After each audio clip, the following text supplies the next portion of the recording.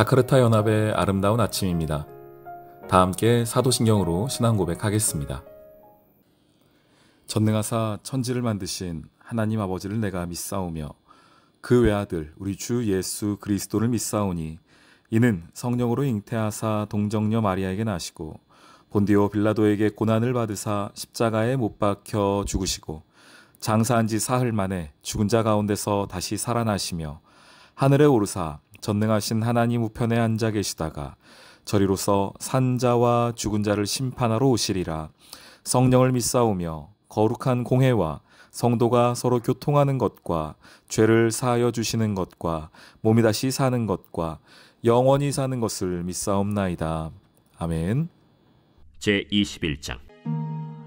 사탄이 일어나 이스라엘을 대적하고 다윗을 충동하여 이스라엘을 계수하게 하니라.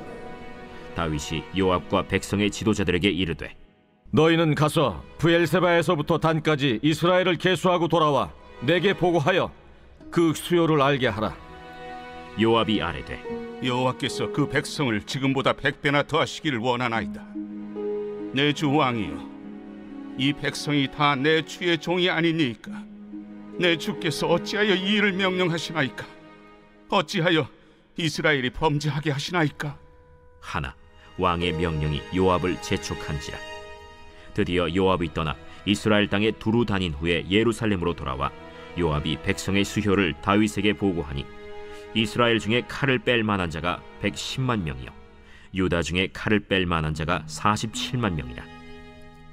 요압이 왕의 명령을 마땅치 않게 여겨 레위와 베냐민 사람은 계수하지 아니하였더라. 하나님이 이 일을 악하게 여기사 이스라엘을 치심해 다윗이 하나님께 아뢰되 내가 이 일을 행함으로 큰 죄를 범하였나이다. 이제 간과없나니 종의 죄를 용서하여 주옵소서. 내가 심히 미련하게 행하였나이다. 여호와께서 다윗의 선견자 갓에게 말씀하여 이르시되 가서 다윗에게 말하여 이르기를 여호와의 말씀이 내가 네게 세 가지를 내어 놓으리니 그 중에서 하나를 네가 택하라. 내가 그것을 네게 행하리라 하셨다 하라.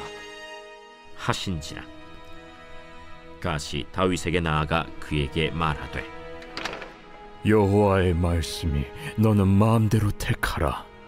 혹 3년 기근이든지 혹 내가 석 달을 적군에게 패하여 적군의 칼에 쫓길 일이든지 혹 여호와의 칼 곧 전염병이 사흘 동안 이 땅에 유행하며 여호와의 천사가 이스라엘 온 지경을 멸할 일이든지라고 하셨나니 내가 무슨 말로 나를 보내신 이에게 대답할지를 결정하소서 하니 다윗이 갓에게 이르되 내가 곤경에 빠졌도다.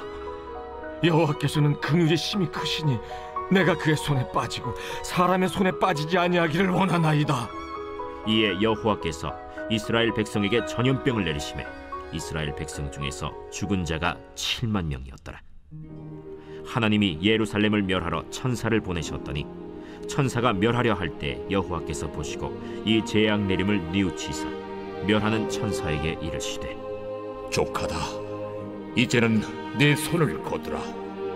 그때 여호와의 천사가 여부수 사람 오르난의 타작마당 곁에 선지라.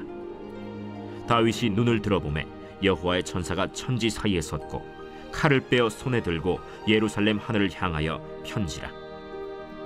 다윗이 장로들과 더불어 굵은 배를 입고 얼굴을 땅에 대고 엎드려 하나님께 아뢰되 명령하여 백성을 계수하게 한 자가 내가 아니니까 범죄하고 악을 행한 자는 곧 나이니이다.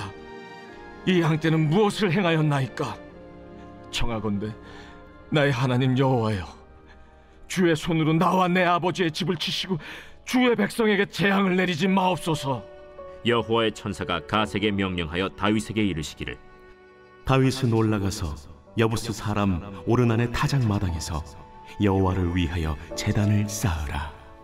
이에 갓이 여호와의 이름으로 이른 말씀대로 다윗이 올라가니라.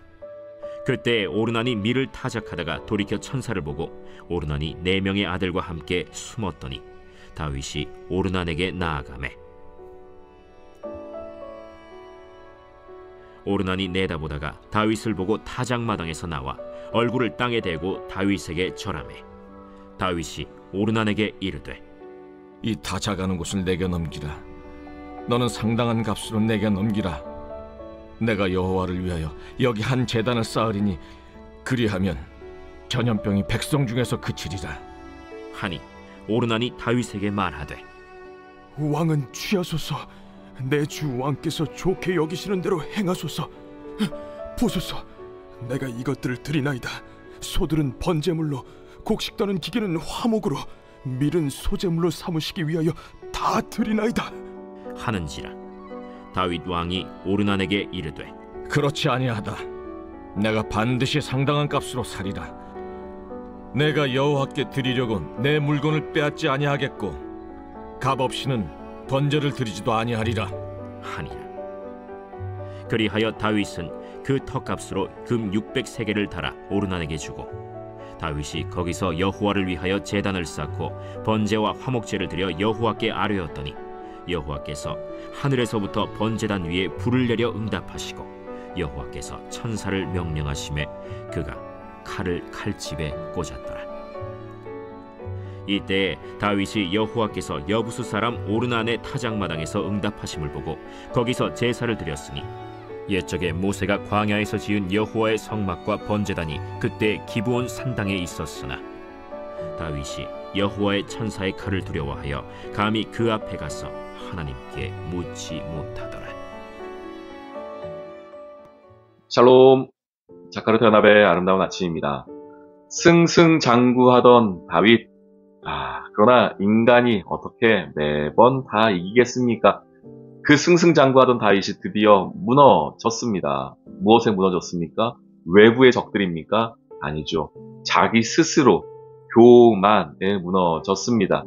다윗이 그렇게 이기면서 많은 땅도 확보하고 전쟁에 승리할 때마다 군사들도 뺏어오죠. 많은 병거와 말들도 뺏어왔습니다. 자, 그러다 보니 다윗 마음 한구석에 이런 생각이 드는 겁니다.